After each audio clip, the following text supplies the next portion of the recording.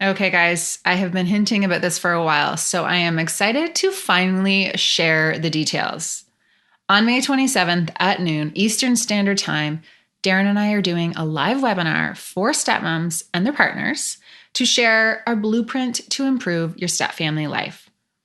We are going to dive into it all. Our biggest challenges, lessons we've learned, how to set the foundation for step family success, boundaries, communication, dealing with the ex, keeping the intimacy alive. We are going to talk about everything.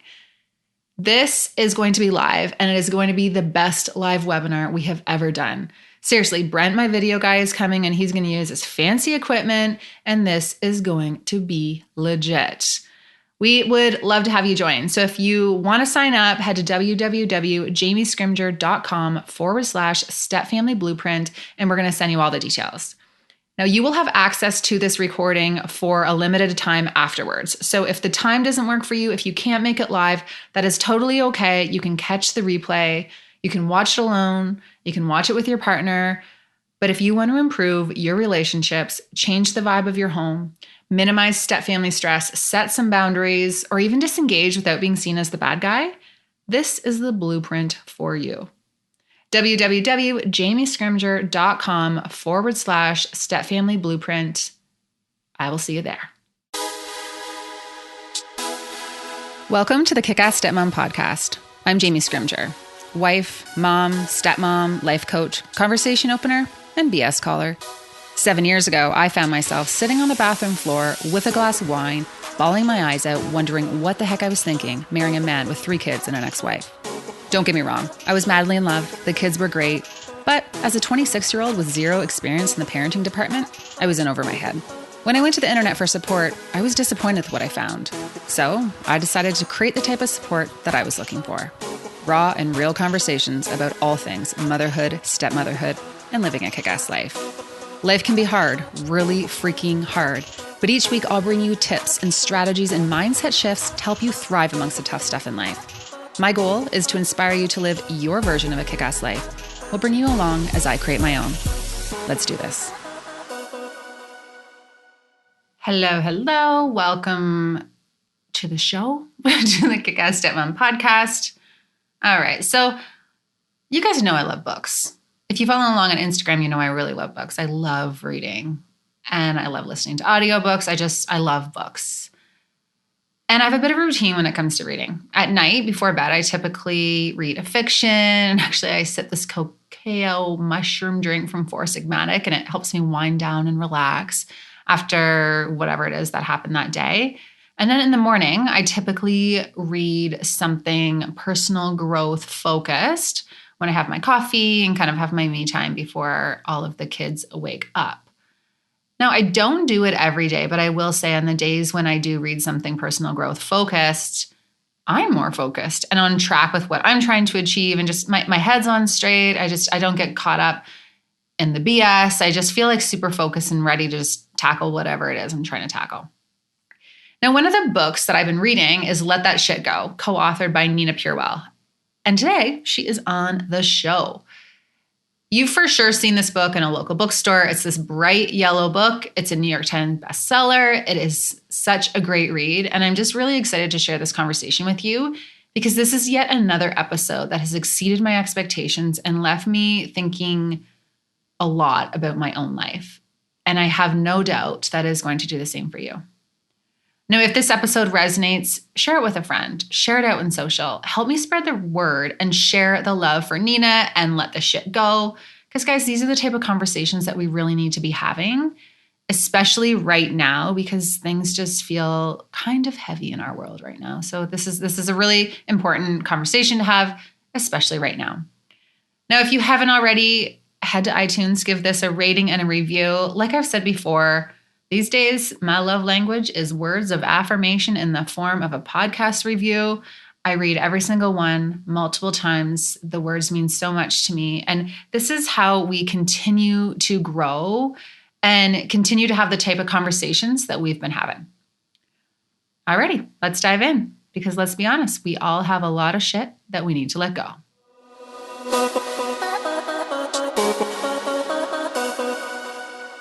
So I'm all about inspiring you to own your choices and be the expert on your own life and improve your relationships, et cetera, et cetera. I feel like I put out some pretty deep game-changing content. And you want to know one of the most common questions that I get? What deodorant do you use again? Yeah, a couple years ago, I went on a mission for a natural deodorant, and I found one that I love from Primally Pure, which is a female founded company that handcrafts 100% natural and non toxic skincare products. Naturally, I shared it on my Instagram stories, and that was it. The weekly deodorant questions have not stopped since.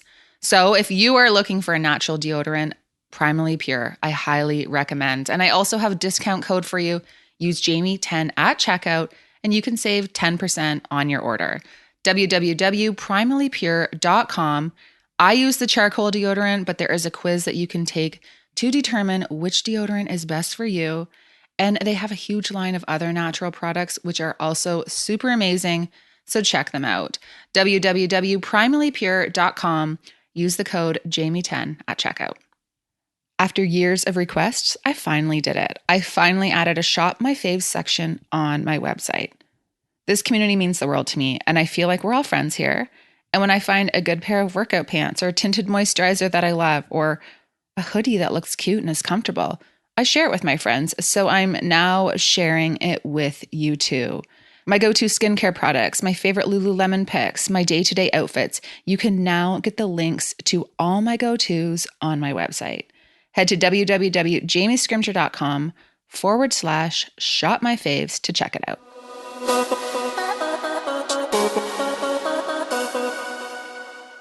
Nina, welcome to the podcast. Thanks so much for having me, Jamie. I'm so excited to chat with you today. You just have so much, you're providing so much value to so many people right now. And honestly, I just feel super privileged that you're taking the time to share this with the community. So thank you. Thank you for having the opportunity for me to be on the show. I'm totally honored. You've had some amazing guests. So thank you for having me on. Oh, awesome. All right. So before we dive in, can you give us a little bit of an overview, who you are, what you're about, what you got going on, just in case chances are most people know who you are now, but just in case someone's just kind of stumbling upon the book now. Yeah, sure. So I am the co-author of the international bestseller, Let That Shit Go. And I'm also the founder of Pure Minds. We do mindfulness and meditation workshops for companies and communities. My main goal and passion is to just spread ancient wisdom, making it relevant and very tip and practical based for today's world. And to really give people hope that through adversity or tragedy or even the day-to-day chaos that, you know, there's light at the end of the tunnel and there's ways to find, you know, bliss and peace and happiness. Mm-hmm. I love it. And it's true, there is. Now, your, I guess, journey, if you will, with mindfulness and meditation really did start from a childhood tragedy that you experienced. Mm-hmm. Can you just share a little bit about what happened and how that has, you know, led you to where you are now? Yeah, absolutely. So when I was 16, my parents were going through a separation. Actually, my dad was very kind of verbally and a little bit physically, but emotionally abusive towards my mom. And my mom, you know, she stayed in the marriage for 22 years because, you know, in the 90s it was very taboo, especially in Indian culture, to get divorced. And, you know, my brother, who was 5 years younger, she kind of said, once he turns 10, if this is still going on, I'm leaving the marriage. And my brother turned 10 and, you know, sure enough, she built up the strength and she served my dad with divorce papers. My dad was shocked because he was always in control. And 6 months after that, my mom and I came home from an appointment and our house was on fire. My dad and brother had ended up passing away to murder-suicide. And so I was 16 at the time. It's already, you know, awkward enough being a teenager and then throw all that trauma and, you know, horror on top of it. And it was a really tough time. I saw a child psychologist. I saw a psychiatrist. I went to teen support groups. And I also got into studying spirituality and ancient wisdom and meditation. And all of the therapy helped. It was so wonderful. But ancient wisdom was the one thing that has always kept me grounded. And that's why I'm so passionate about sharing, the truths today, because it's helped me tremendously through that trauma and tragedy. And wow, first of all, I'm so sorry. That is just such a hard thing for A anyone to lot. go through, especially someone just that age. It's just that's a really important age, I think, as you're figuring things out. And it's a tricky age. And I'm just so sorry for your loss. Now, Same. going through, how did you initially deal with that? You went to therapy, you did all of that, but as a 16-year-old, what was that like to go through? And I'm sure you can't even really put it into It, words. it was horrible. I had so much support. Like I had tons of friends and family and, lots of love around me, but I felt very isolated, because, I felt that nobody really understood what I was going through. So I remember walking the halls in high school and it wasn't anyone's fault, but I felt like I had it written on my forehead because I could just feel like that's the girl, that's the girl. So Mm-hmm. that was really tough. I spent a lot of the rest of high school in my guidance counselor's office, trying to process everything. And funny enough, last night I actually was just interviewed. I did a fireside chat with a prof at Laurier, which is the school I went to. And that's been really healing for me because I was telling her at the time, I would be in lecture and I would leave lecture and have no clue what it was about. Like I'd be sitting there and I'd be listening, I'd be present physically, but mentally I just wasn't there. And, trauma and affects the brain, so I'm learning more and more about that. But I think I was just surviving, to be honest. At that age, I was trying to, fit in and do all the normal things that high school kids do. But now that I look back, I was so lost. I was so broken. I was just surviving. I was just going. And I think I was like that for a good 15 years, just kind of suppressing and just, surviving through it. Yeah, trying to just go through each day and do what you feel like you're supposed to be doing in life. Totally. Yes, exactly. Like go on that path of, but I never really stopped to acknowledge much until my 30s. But yeah, Mm-hmm. as a teenager, you're already dealing with so many awkward things like puberty and, interest in a partner and all that stuff. And on top of that, I was trying to be normal, but deep down, I wasn't. Mm-hmm. Now, in 2010, you made a life switch. So I Hmm. obviously skipped a little bit of your chapter. So you went into corporate, you were killing it there, doing all the things that everyone's supposed to do in life. And Yeah. then 2010, you made a huge decision. Can you share a little bit about that? Because when I read Yeah. that, I was like, oh my gosh, how amazing, how brave. I'm so interested in that. Yeah, so 2010, I hit a peak point of stress with corporate. I was like reporting into New York and I was, on my BlackBerry all the time. It was like this was, a decade ago, or Crackberry as they called it, just checking emails all hours of the night. And I kind of hit this peak point of stress and I thought, is this really what I want? Is this what life is about? And an opportunity came up. There was a 1-year course in Northern California to study ancient wisdom and spirituality and meditation in the redwoods, so completely isolated. And I decided to do it, and I decided to completely unplug as well. So no internet, no access to anything, no TV. I told Wow. my friends, if you want to get a hold of me, you can write me letters. And so I sent and received 150 letters that year, which is pretty cool. Um, but yeah, so I just did something drastic. I lived there for a year. I studied. It was probably the most challenging but rewarding thing I've ever done. But I was just pushed to that point of Mhm. what's really important to you. Yeah. And first of all, I bet you just have this amazing box full of letters. Like, I do. I do. that is such a treasure. My That is such a handwritten treasure. letters. Oh, I know. Oh, now, so you're there. What was that like? What were you learning? Share a little bit about that ancient wisdom and mindfulness and just the practices that you were learning about.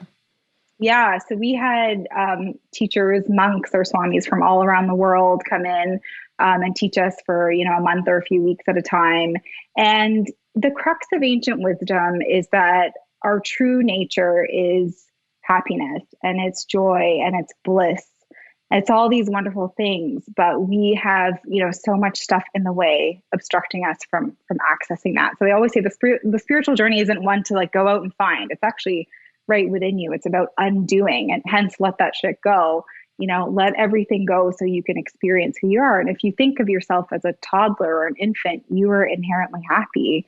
As we've gone into adulthood, right? We've built up all this shit. And so everything we learned that year, and we studied, multiple texts and verses from like 10,000 years ago. It was incredible. We had a routine where we'd get up every morning at 5 o'clock for meditation.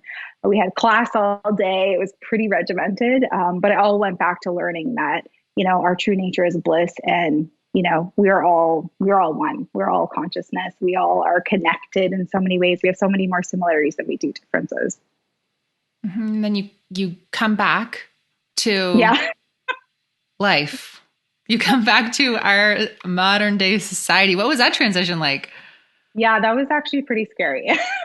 I came back, and it was great that I had all this wisdom, but I was a little lost because I had all this knowledge, and I wanted to throw it out there. I wanted to yell it out to the world. I wanted to let people know there's all these amazing coping mechanisms to help with you mentally.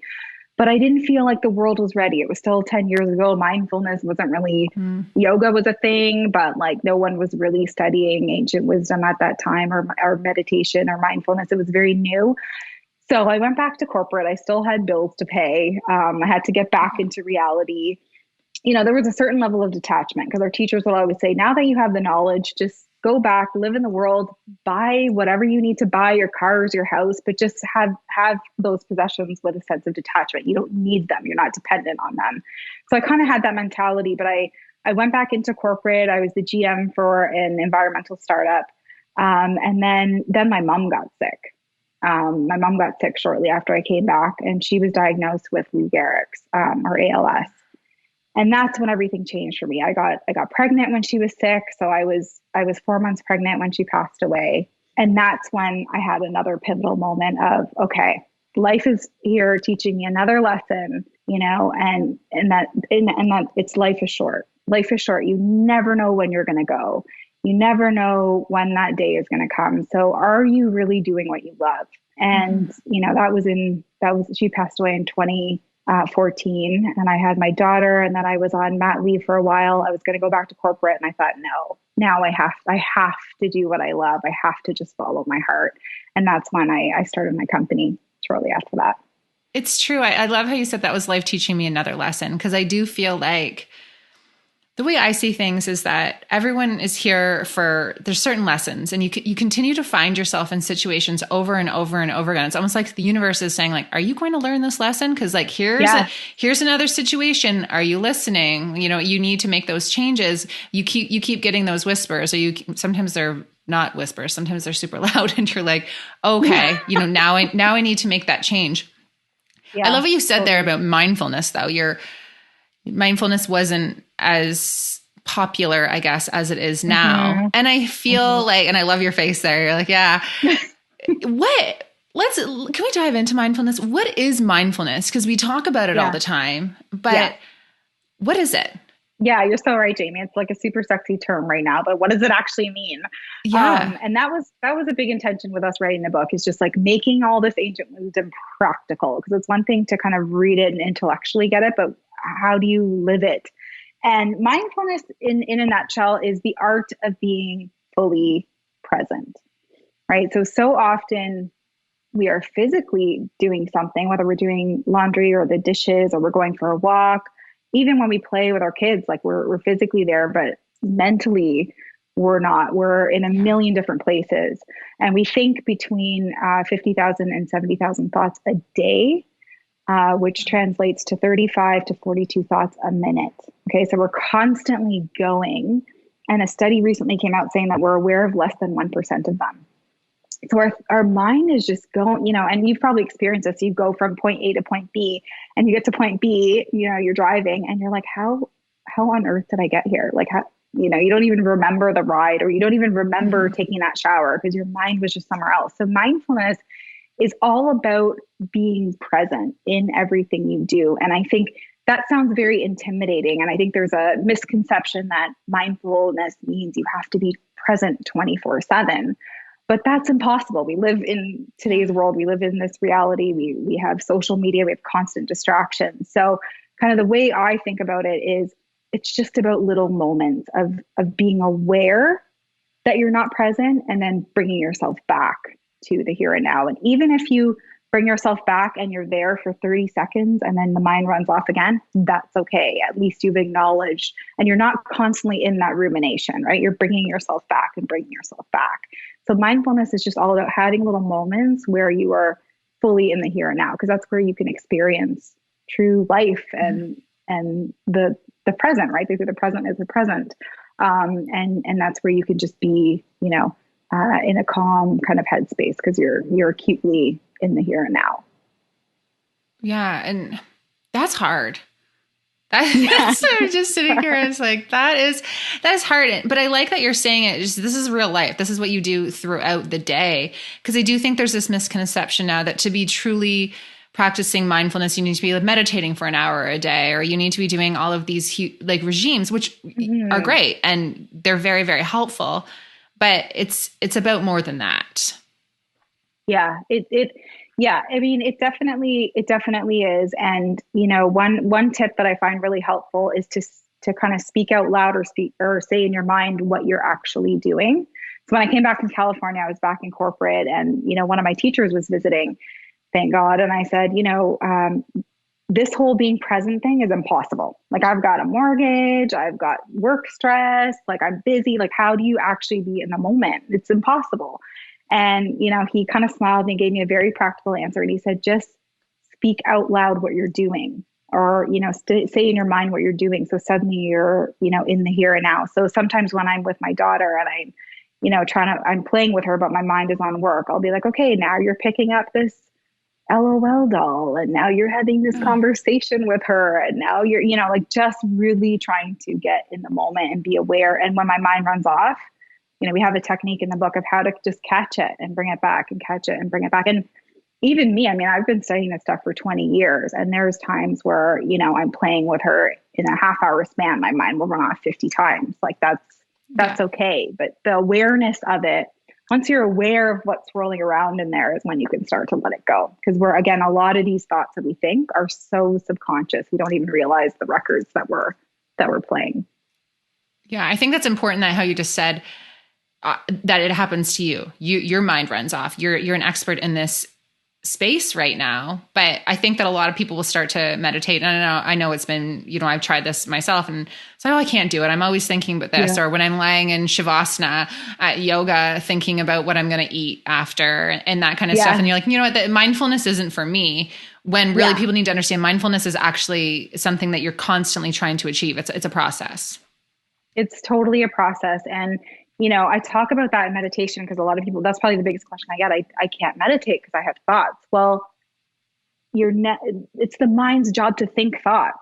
That's a part of your meditation. I've been meditating for 15 years. I've never had a meditation where a thought or 20 or 200 haven't come through, right? So again, it's the awareness. In the book, we call it the chatty mind versus the observing mind. So the chatty mind is the monkey mind, right? It's going from branch to branch to branch or thought to thought to thought. And that is the mind that we're so often associated with. That's the mind that we almost feel like we are, but we're so much more than that chatty mind. We have this ability to use the observing mind to just observe what the chatty mind is doing and not solve for it, not judge it. Just, hey, wake up. There you go, thinking about work again. Or, there you go, worried about what you're going to make for dinner. Just focus on the walk, focus on the meditation, just catching yourself. And the observing mind is like a muscle. It's like the more you leverage it, the more you're going to be able to automatically kind of lean into it. So it's just about kind of practicing that habit.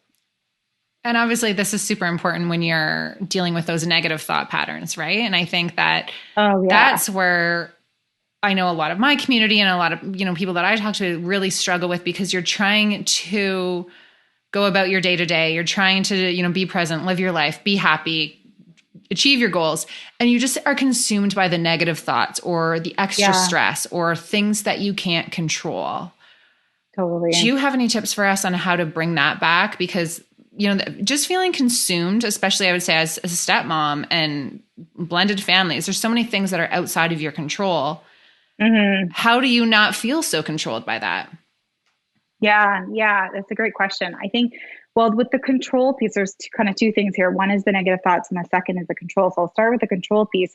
What a really good thing to do with control is to understand, bucket things in your life into what you can control and what you can't control.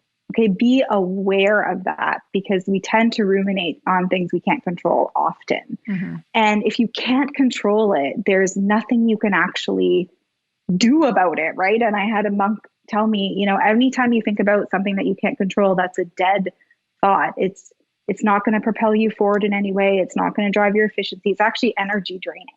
When you think about, and people are a big part of what we can't control. We can't control, especially, being stepmoms, you can't control how the mom is going to react or how they're going to come at you or what they're going to think or how they're going to perceive you. And then honestly, that's not for you to take on, but you can't control it.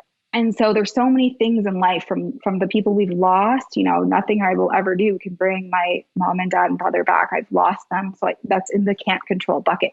It doesn't mean we can't be pissed off and we can't be upset and we can't be devastated and heartbroken. It's important to feel those emotions coming from someone who suppressed emotions for 20 years. It's important to feel those things. But again, having that wherewithal to put it in the can't control bucket and just focus again on, okay, what can I control? I can control my relationship with my stepchild. I can control how I react to this. I can control how it's consuming my current relationship. I can control what can I control and shifting focus to what you can control. And again, it's really using that observing mind when the chatty mind's going on and on about, the mom or the family member or whatever it is, work, your child, your stepchild, whatever stress is causing, it's using the observing mind and coming in and saying, okay, can you control this? No, you can't. Throw it in the bucket, focus on what you can control. And at the end of the day, the one thing we can all control is how we react to things. Mm-hmm. The other thing you talked about, I'll address quickly, is the negative thoughts. A lot of them are constant records that we play and subconsciously, and a lot of them have actually come from childhood, from something a parent or a sibling or a bad teacher or friend has said to us along the way, like we're not good enough or we're not worthy of this or something about our physical appearance. And we start to just believe it. And we start to create that, reality and dialogue as we go into adulthood. So again, it's just about awareness. And I get a lot of my clients to write down the negative thoughts that they think. Some people don't even realize it. I ask them, what's the first thing you say when you look in the mirror? Especially if you don't have clothes on. What's the first thing that you say? Are you kind to yourself? Are you criticizing yourself? What's the first thing you say when you interact with your stepchild? Are you, criticizing the kind of stepmom you are? Or are you, being compassionate with yourself that, hey, you know what? I'm here. I'm showing up. I'm trying my best. So if you write down the negative thoughts that you think, sometimes that brings light to it. Because a lot of the times we don't even realize how, the chapter in the book is we're assholes to ourselves. We're really mean to ourselves. We don't even realize it. It's true. And a lot of the times the stories we're telling ourselves just aren't true either, right? They're not. Especially, even thinking about stepmom life, a lot of stepmoms will feel unappreciated. They'll feel like their stepkids don't appreciate what they do, or their partner doesn't love them in the way that they want to be loved, or all these things. Mm-hmm. And sometimes we get so caught up in that negative headspace that we don't stop and say, is this actually true? Like, actually, no, maybe they're doing this right now, but that's actually age appropriate. And they're actually just kids. That doesn't actually mean they don't appreciate me. That just means that they're being a 13-year-old boy, like things like that. But just even, I'm always about like diving in, like, is the story I'm telling myself right now true?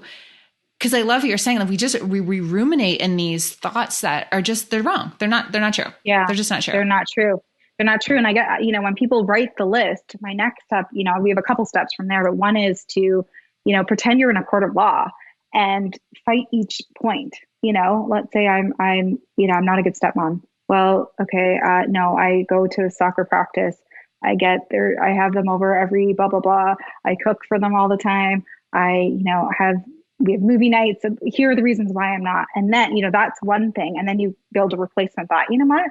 I'm a freaking good stepmom, and then when that thought comes up, you replace it. The other thing you can do is take that list and show it to someone who unconditionally loves you, whether it's your partner or your sibling or parent or friend and, be like, is this true? And guaranteed they would probably laugh. Like they would probably laugh at how ridiculous you sound to yourself and how far Oh, off for from sure. reality that is. Yeah. Yeah. Well, actually, I was having a conversation with my husband this week. We're just super busy right now and so much is going on. I was like, I just feel like we're not connected and I just feel like you're not loving me right now. And I was more exaggerating, but we were just kind of, I'm feeling that in a little bit of a way, right? Like Yeah, just life is just totally. crazy. He's like, that is not true at all. And I knew it wasn't true. But, in that moment, I'm just like, oh, I just feel so distant from you. But even Yeah, just saying that kind of stuff out loud, you realize, no, that's not totally. true at all. Like I'm all up in my head.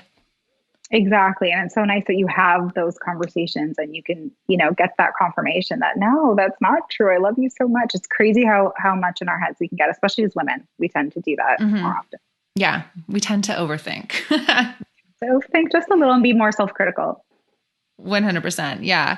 So let's talk about the mind dump. I want to switch gears and talk about the mind dump because Yes. I do something similar to this. Mine's the brain dump. It's probably very, very same thing. So can you explain that to my community and let us know when should we be doing this? Yeah. So when it all feels like too much, mind dump, when it feels very overwhelming, just take 5 and mind dump. And I feel that this is different from journaling. I feel like when you think of journaling, like that's so reflective and, whereas Hmm. mind dumping is simply is exactly as it sounds, or as you say, the brain dump.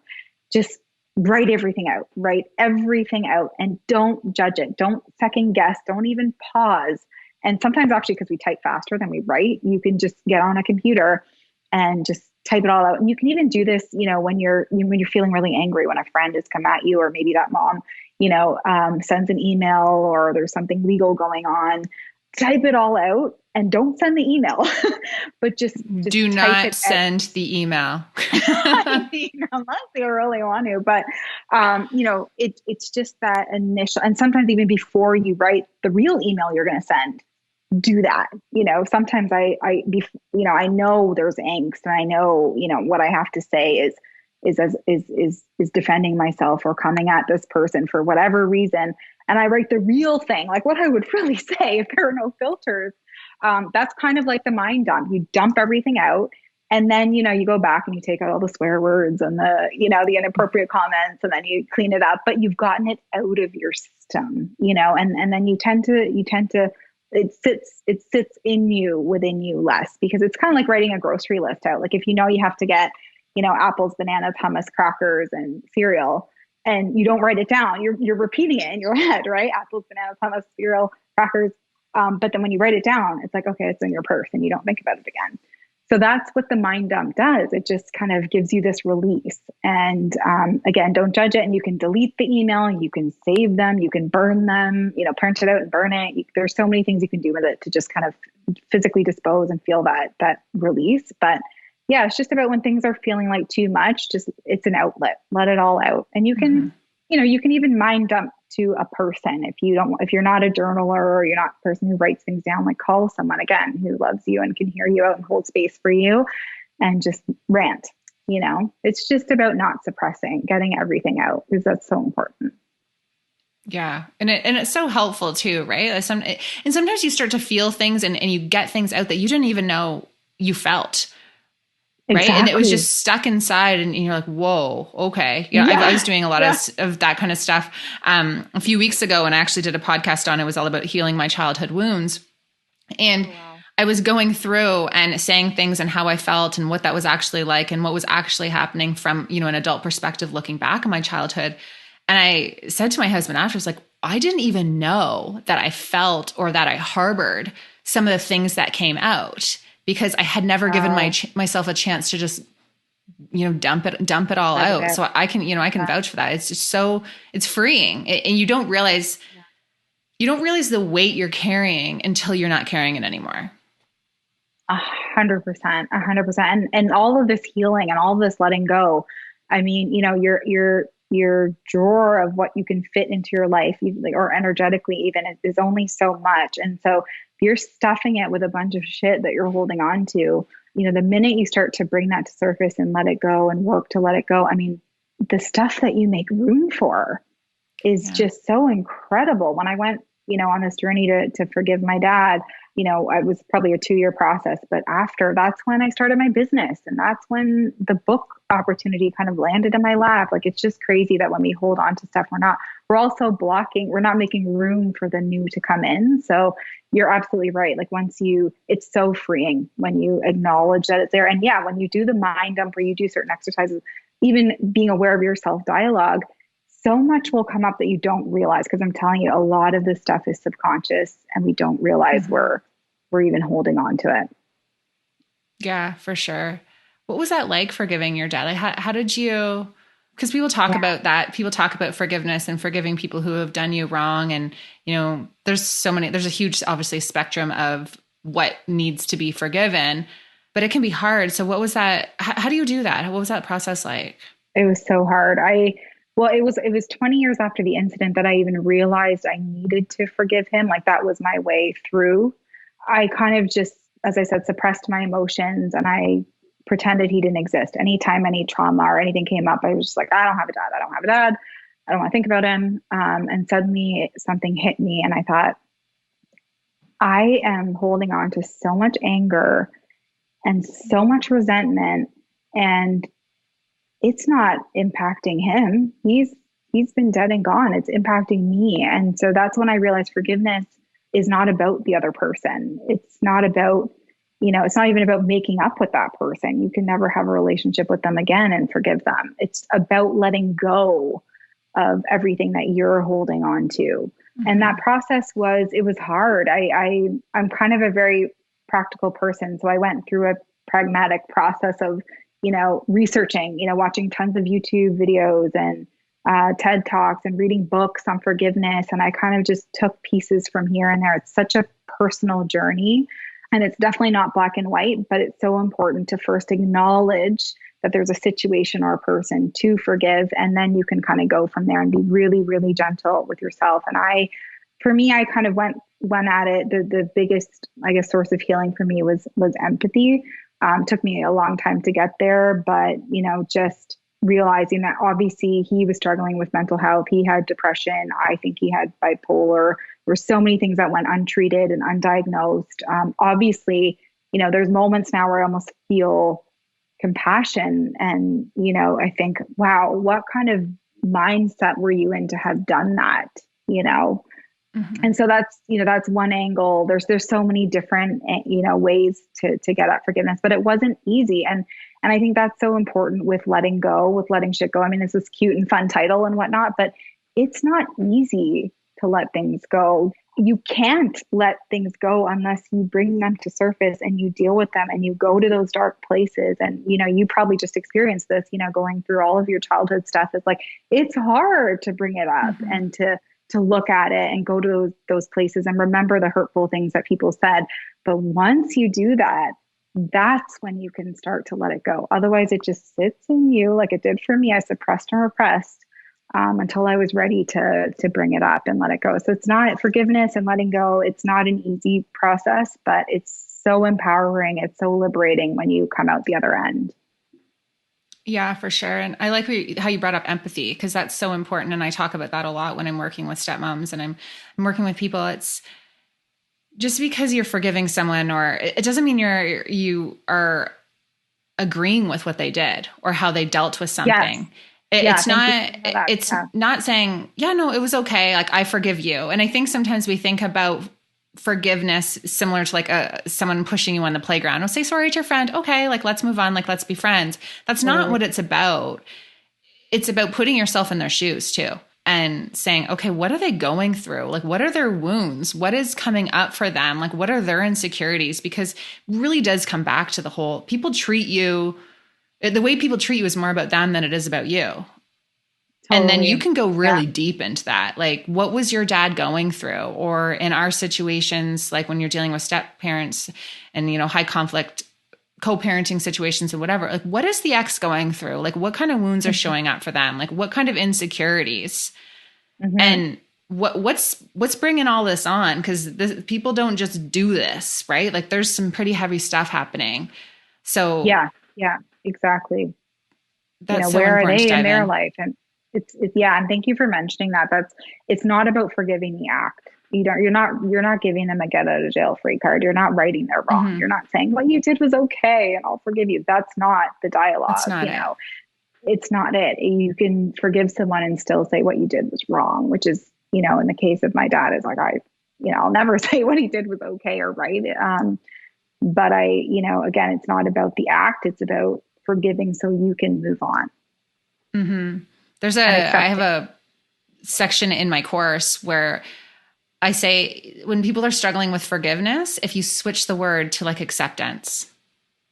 Yes. So accepting that this is who that person is, or accepting that this is their wounding and this is what's showing up for them and this is how they view the situation, or Yeah. whatever your situation is. Sometimes if you just switch that word, because I think we've been programmed to think of forgiveness as something that it's not.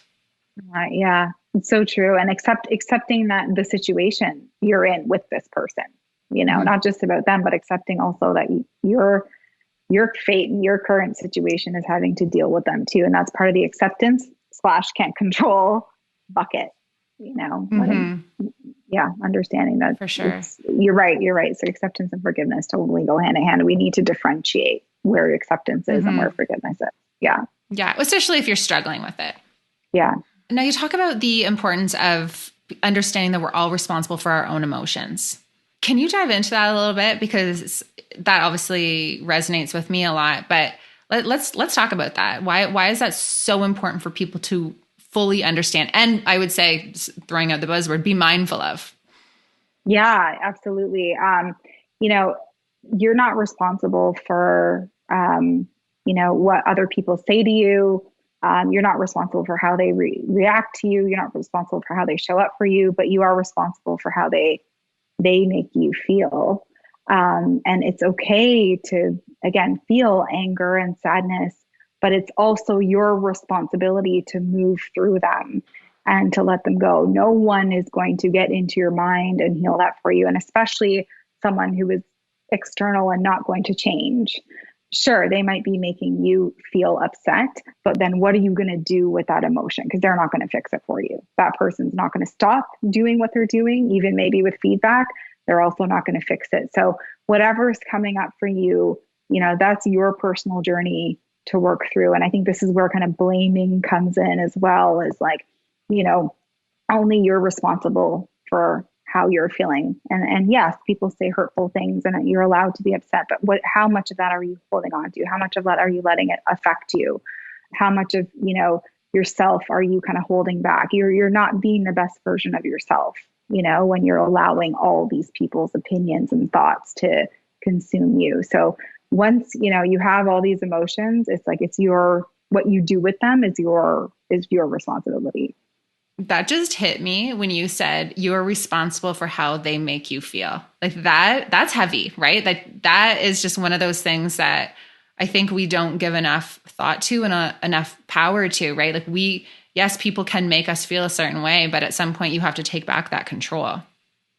Absolutely. And step into your own power, and that's part of Mm-hmm. it too. It's just not playing victim. Like for me, I played victim and I had to. That's just how I coped. But for 20 years I played victim to my past, and this happened to me and that's okay. If you need to be there and you're in that grieving process, like that's totally fine. Be gentle with yourself. But at some point, I had to just say, okay, it's time for me to take control of what's going on. It's time for me to understand it. It's time for me to, to go inwards and deal with all this stuff and stop blaming my Mm-hmm. past.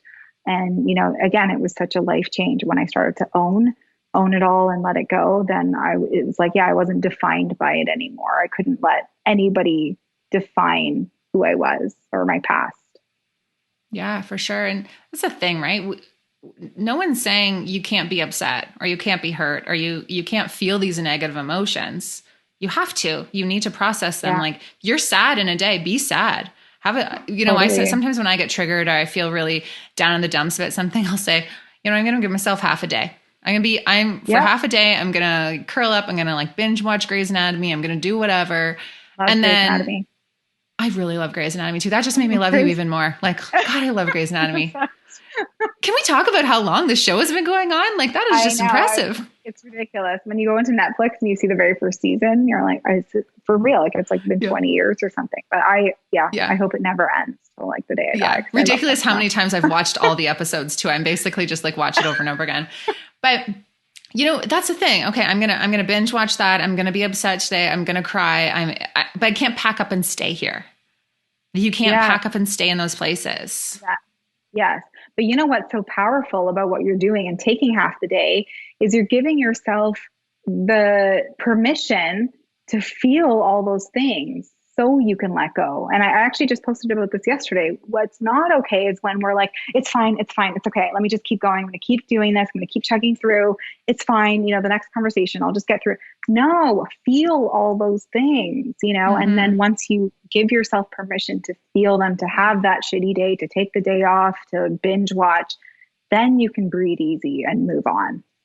So I think it's really, really important to pause to do that. Otherwise, yeah, you can't let it go. It's just festering and festering. And every situation that comes up around that feels bigger and bigger. So it's really Mm-hmm. important to take a time out and acknowledge how you're feeling. Yeah, for sure. It's about surrendering too, right? And you talk a lot Big about time. that in the book too. Let's Yeah. dive into surrendering because I think that that's kind of like the finale for all the things that we're talking about. What does it mean when you say you have to surrender to it, and how do you do that?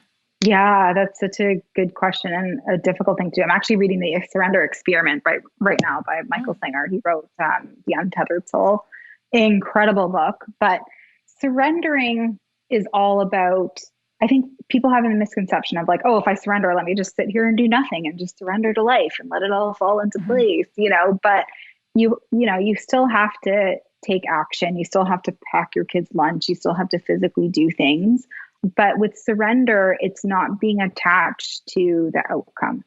You might have goals and visions. And, I talk about how my 25-year-old self wouldn't even recognize my 35-year-old self because I had all these plans of how Yeah. the future was going to go, and, I lost my mom and, so many things completely flipped on their head.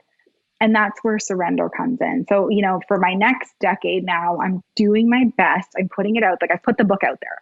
Okay, how well it does. We're doing our best to do, press and get the word out there. And, we wrote a book with that, is basically our heart and soul on paper. But how it's going to be perceived, how it's going to be, how many books are going to get picked up and all that, that's now out of my hands. So that's where the surrender comes in. So still do what you love, do what's passionate, what you're passionate about, do what's important to you, do the practical, but, you don't be attached to how things are going to pan out. And the Mhm. simplest thing for me, example is like, you plan a vacation, you got to book the ticket, you got to find the resort, you got to figure out where you're going, you got to do all the planning work.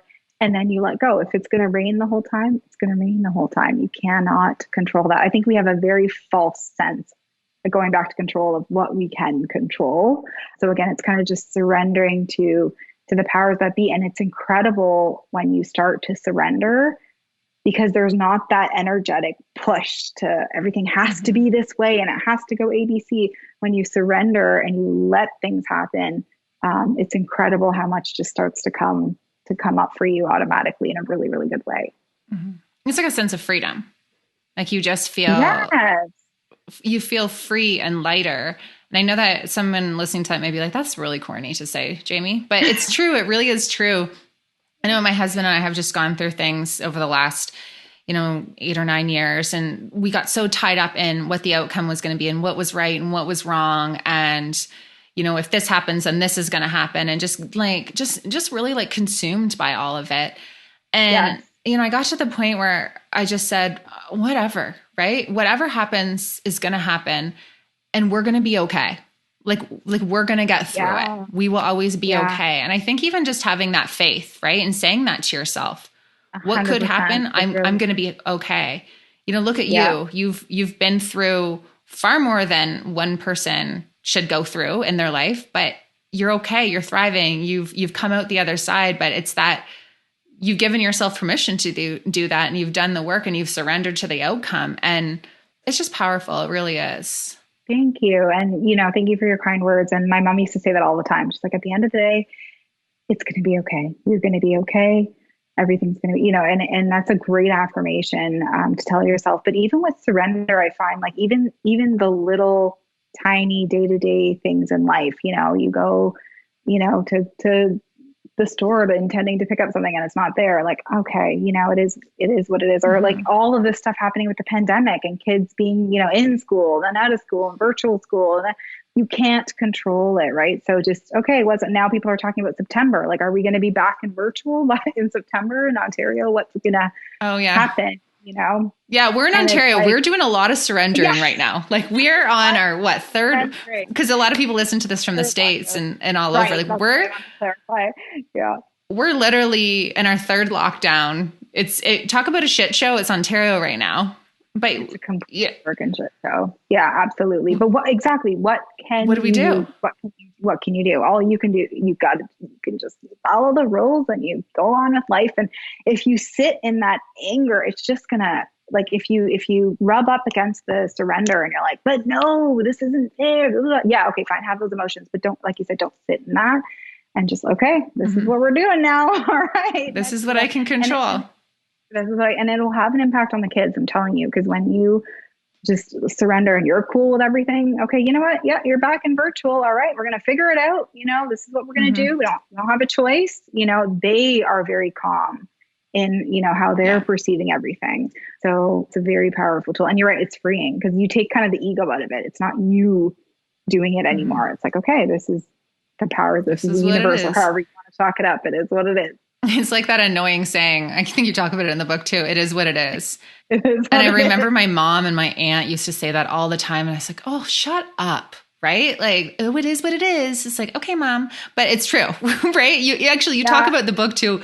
All the corny sayings that people say are actually so true. They're true. But you know what? I feel like our parents' generation too, like, oh, okay, I'm totally generalizing here, but they kind of were like, they were quick to be like, it is what it is. And that's fine. I feel like if there is 1% that you can control, like if you can leave the marriage, it's not, it is. My mom did, it is what it is with her marriage, right? After in an abusive, like, if there is one, I always tell people, if it's in the can't control bucket, it's in the can't control bucket. But if there's 1% that you can control, that you can leave that job, you can leave that marriage, you can do something to make yourself happier or more fulfilled, then by all means do it. It is what it is to be really reserved for, like, you really, like, someone's passed away, or you really just can't control it. 100%. I like that you're saying even there's that 1%. What can you do? Is there anything that I can do to try to make this situation better? Yeah. And if it's there, do it. But I do find it really, I love that you say, like, put it in your buckets, because I've always been one to say, like, write a list of all your stressors. What can you control? What can't you control? And then let's make a plan from there. But it is really therapeutic to go through and actually categorize all the things. Again, seems super corny, but so helpful. I love that you share that.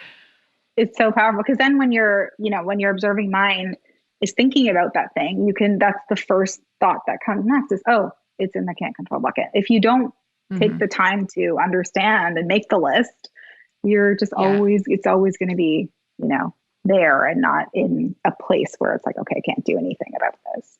Yeah. You should call the can't control bucket the fuck it bucket. The fuck it bucket. Okay. I meant to ask you before we started recording if I could swear. I've been like holding back this whole time, but yeah, fuck it bucket. No. Yeah. Have at her. All right. I should tell people that before if you want to swear. Yeah, exactly. Oh, that's amazing. Well, thank you so much. You truly you're something special. And I'm so grateful that you took the time to chat with us today. Where can everyone find you? Thank you so much, Jamie, for having me on the show. I so appreciate it. Everyone can find me on pureminds.ca, pureminds.ca. On Instagram, I'm nina.pure.minds. And between those two places, you will be able to find everything you need. And grab the book, Let That Shit Go. It's a good one. Thank you. Thank you so much.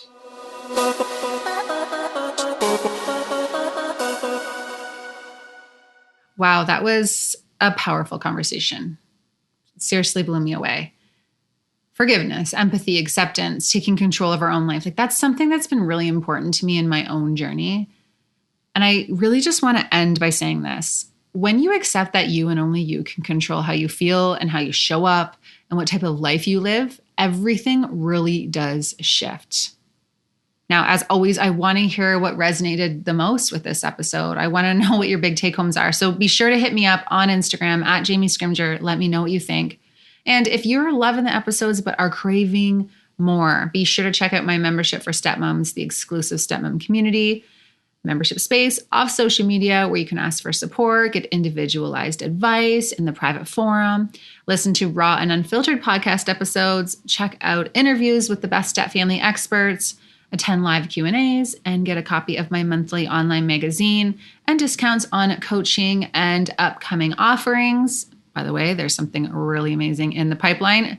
So check it out. You have the opportunity to connect with stepmoms from all over the world.